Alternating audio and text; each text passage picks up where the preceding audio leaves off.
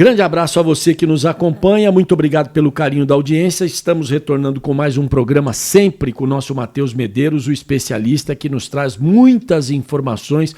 Eu acho que eu estou começando a pensar em montar um programa Os Especialistas, para a gente falar de assuntos e temas muito importantes com especialistas Os como blocos. você. Muito obrigado, Olivério. Muito obrigado, nossos queridos ouvintes, pelo carinho sempre, viu? Matheus, a gente deixou aqui no ar muitas questões. A gente falou de memes, a gente falou de stable, né? Entre a brincadeira e o sério, para numa tradução assim razoável, a gente ficar nesse episódio. Mas hoje eu queria falar de aspectos técnicos e mineração. Mas mineração tem mineração. E você vai explicar o que é a mineração no caso das criptomoedas. Legal, Oliveira. Isso é uma pergunta super interessante porque remete, inclusive, à relação de segurança da própria blockchain. Né? Então, eu lembro que eu tinha comentado em alguns programas anteriores a relação de autenticidade, né? A relação de compliance mesmo, né? Enfim, de transparência da blockchain.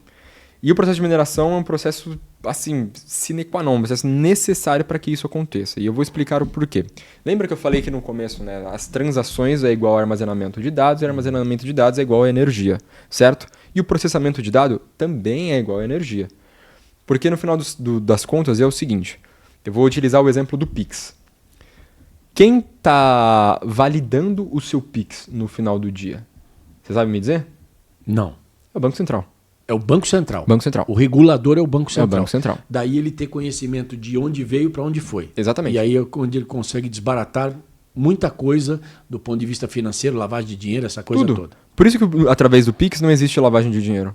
Através do Pix não tem como você fazer transações... Pode até existir, mas você pega, né? Não, você pega, exato. Assim, nossa, tem 30 pessoas fazendo transações R$1.000 todo dia, óbvio que acende uma luz vermelha no COAF. Isso, que é o que aconteceu agora recentemente, né? Que a gente ouviu falar e que a Polícia Federal e a Receita Federal foram atrás porque aconteceram transações anômalas. Isso. De qualquer pessoa. Exatamente. Aí ela viu lá que o cidadão A pagou para o cidadão B. O que eles fizeram? Vendeu um avião. Tá bom, então tá bom. Cadê o avião? Tem um comprovante. Né? Você tem o comprovante, a aeronave está lá, existe de fato. Aquele é o preço de mercado, porque tem mais uma coisa.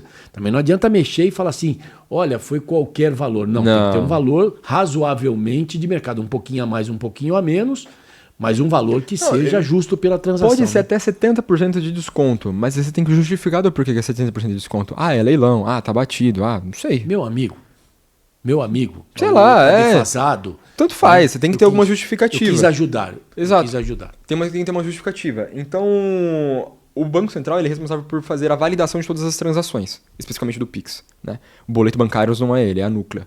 E no caso da cripto, você tem também esses processos de validadores. Né? O primeiro processo de validação que foi criado é o processo de trabalho, literalmente, prova de trabalho, proof of work. O que significa isso? Significa o seguinte, eu vou fazer uma conta... Tá bom, eu não vou utilizar esse exemplo porque não é nem real, mas é basicamente o seguinte. Eu tenho que, para eu participar deste processo de validação, eu tenho que achar uma determinada coisa. Essa coisa a gente chama de nonce. N-O-U-N-C, é um nonce. Esse nonce é basicamente uma palavra. E aí eu não estou brincando, tá? Esse processo que eu estou te falando. Por que é prova de trabalho? O trabalho computacional, o trabalho do computador, é basicamente fazendo um processo de criptografia chamado de SHA-256, através de uma criptografia específica, para tentar achar esta palavra. Quando eu acho essa palavra, eu sou o proprietário daquele bloco. Lembra que toda transação que eu faço em blockchain, eu junto aquele agregado de informação e transformo num bloco. Esse bloco ele tem que ser validado por todo mundo, tá? Só que existe um cara, uma pessoa que ele começa este processo de validação. Quem que começa esse processo de validação? É a pessoa que pegou esse nonce, que pegou este númerozinho. Achei esse número. Opa, a recompensa do bloco é minha.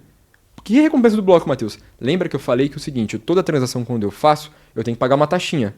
A pessoa que achou essa palavrinha, opa, eu vou ganhar essa taxinha. Entendeu? E aí tem esse processo de trabalho. Este processo de trabalho, de achar essa palavrinha, é a mineração. É isso que a gente fala de minerar. Estou minerando Bitcoin, estou fazendo rigs de mineração de Bitcoin. O que eu estou fazendo? Eu estou colocando vários computadores para achar essa palavrinha mágica.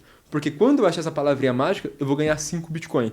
E aí eu ganho 5 Bitcoin, eu tô ganhando $300 mil e eu 1,5 milhão e fiquei rico. Só pra você ter uma ideia. Existem mini computadores, que se chama Raspberry Pi, enfim, existem mini computadores. Eu acho que tem uns 4, 5 blocos atrás, teve um computadorzinho que é assim, sei lá, custa $200.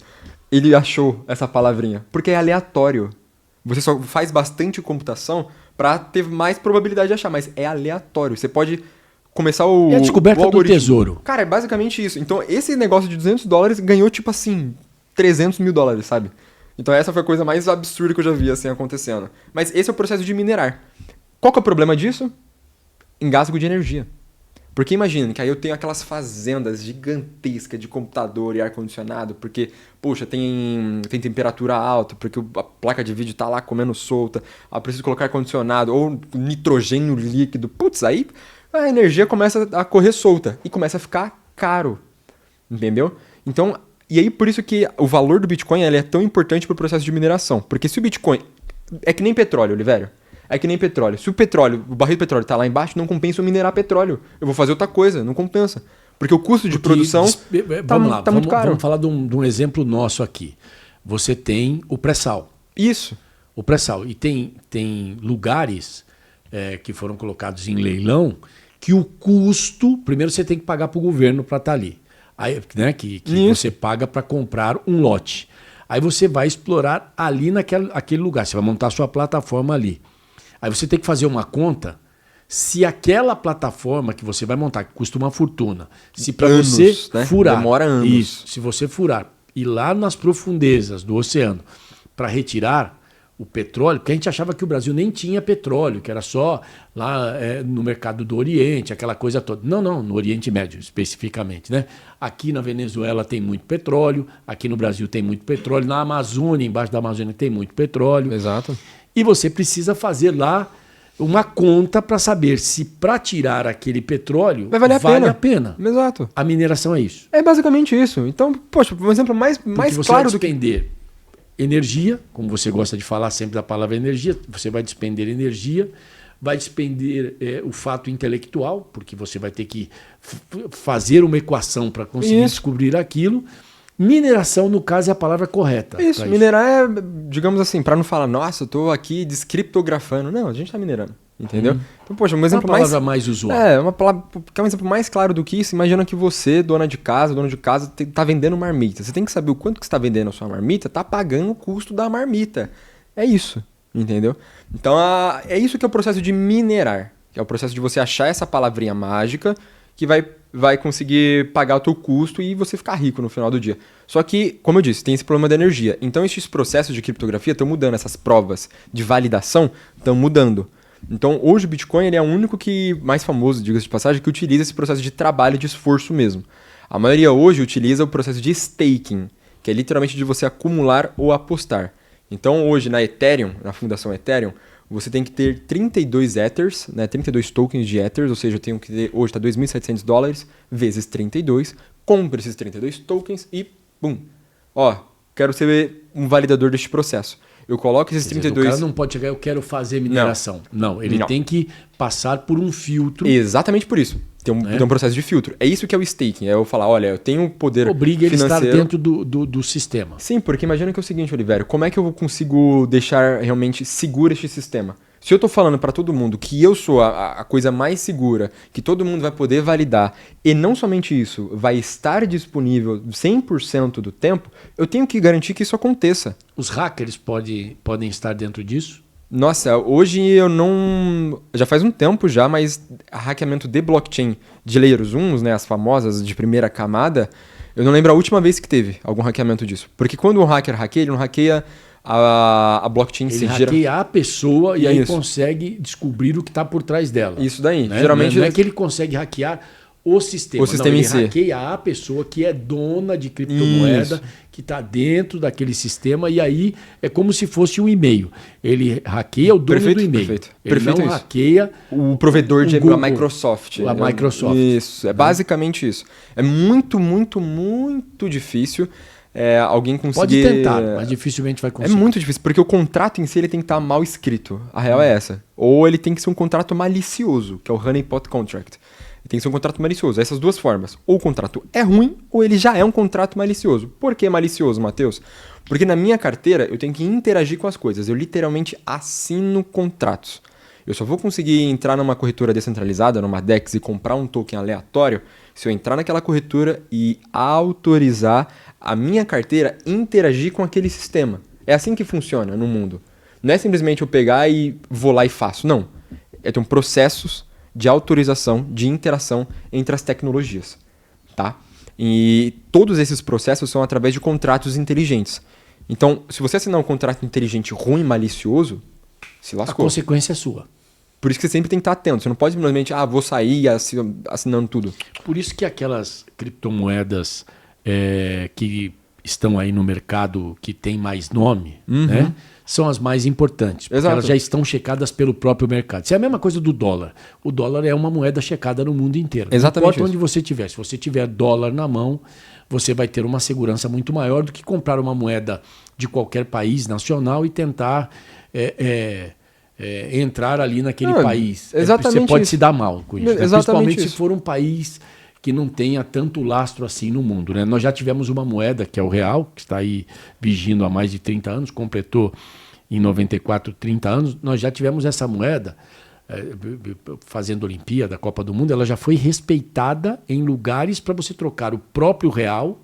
Mas quando a gente teve aquelas moedas que Cruzeiro, mudavam toda cruzado. semana, Cruzeiro, cruzado, o cruzado Plano deste, o cruzado Bresser, daquele, plano Verão. a gente não conseguia fazer isso. Era só no Banco Central do nosso país. Era só numa agência avançada de um banco nosso, lá porque ele estava trocando a moeda e ele conseguia reaver aqui com facilidade. Agora, Exatamente. você não ia... Eu fui para o Chile fazer os Jogos Pan-Americanos no ano passado e quando eu cheguei lá eu consegui trocar reais Pelo produto. pela moeda chilena. Uhum. Mas eu não conseguiria fazer isso há 40 anos atrás. O cara falou, que moeda é essa aqui? O cara olha, Sai põe no espelho, fora. não dá. Exato. Né? Então, esse processo de mineração que você estava comentando é um dos diversos processos de validação daquela transação ou daquele ecossistema. Existem diversos. Existe o processo de trabalho, é o que é o de minerar. O de staking, que eu havia comentado, que você literalmente paga e, obviamente, você também recebe uma recompensa por isso. Tem a prova de histórico, literalmente histórico, o History Proof of History. Tem prova de engajamento, que é muito utilizado nos esportes hoje. Né? A Chilis é enfim, precursora do Sportify hoje, que ela utiliza a prova de engajamento, ou seja, quanto mais engajamento, mais valor aquilo tem. Enfim, então existem diversos tipos de provas de validação daquele ecossistema. Isso é bem legal. Então, nós vamos ficando com a informação por aqui. A gente volta semana que vem com mais informações, com mais notícias, com mais histórias, explorando o mundo adentro, a criptomoeda, que é algo que veio para ficar e que está começando... Aliás, quando você tem 40% do mercado, você não está começando nada, você já está inserido no contexto, mas foi com uma rapidez... Muito grande. Há quanto tempo existe a criptomoeda? Ó, a gente fala que o Bitcoin existe há mais de 10 anos, assim. Mas Em assim, 10 anos, você ganhar 40% de um mercado é algo que veio para ficar. com certeza. E foi muito rápido, como você bem comentou. Muito, muito rápido. Mas muito rápido mesmo, assim. A gente está falando da primeira transação ser feita há 10, 12 anos atrás. E hoje a gente está falando de um mercado que a gente está falando que o Banco Central está fazendo a dele. Banco Central Brasileiro. Exato. É isso. Bom, a gente fica por aqui. Semana que vem a gente volta. Tem muito mais. Muito obrigado, Matheus Medeiros. Muito obrigado, Oliveira. Muito obrigado ao nosso querido Amir, que está sempre aqui nos ajudando, o pessoal da Rádio 09 e os nossos queridos ouvintes. Muito obrigado por sempre estarem aí conosco. Até já! Semana que vem tem mais.